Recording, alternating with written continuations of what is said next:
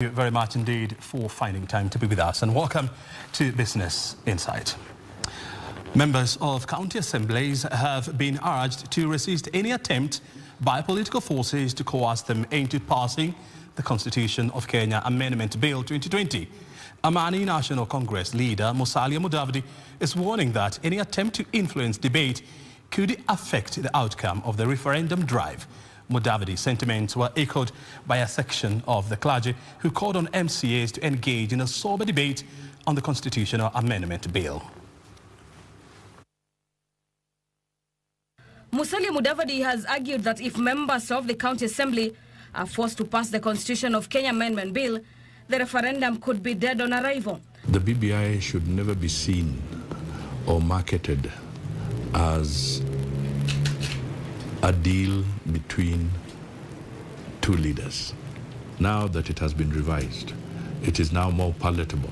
It is now a document that meets a certain threshold in terms of building consensus.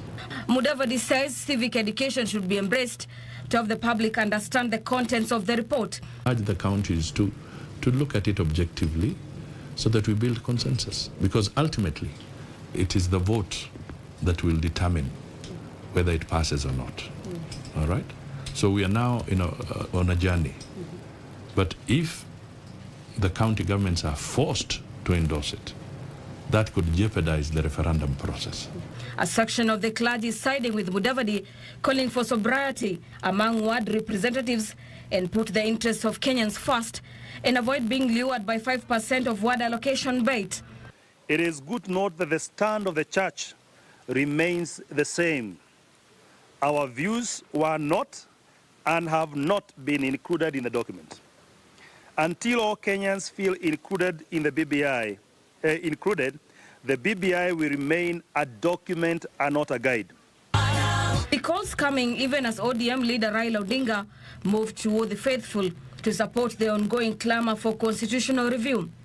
I'm here to appeal to you to support the BBI and its efforts to ensure corruption ceases to be a way of life in Kenya. The ongoing constitutional review has split political opinion, with a section of the political class alleging that is crafted to stack the odds against some of the leaders ahead of the 2022 contest. Kama ako na njama ya kuondoka kwa ile mpango wa kuwa na rais, aondoke polepole, awache kutafuta vijisababu. Nafikiri tunaanza njia mbaya. Let us not allow ourselves to be used. Tusikubali kutumiwa na mwanasiasa yoyote.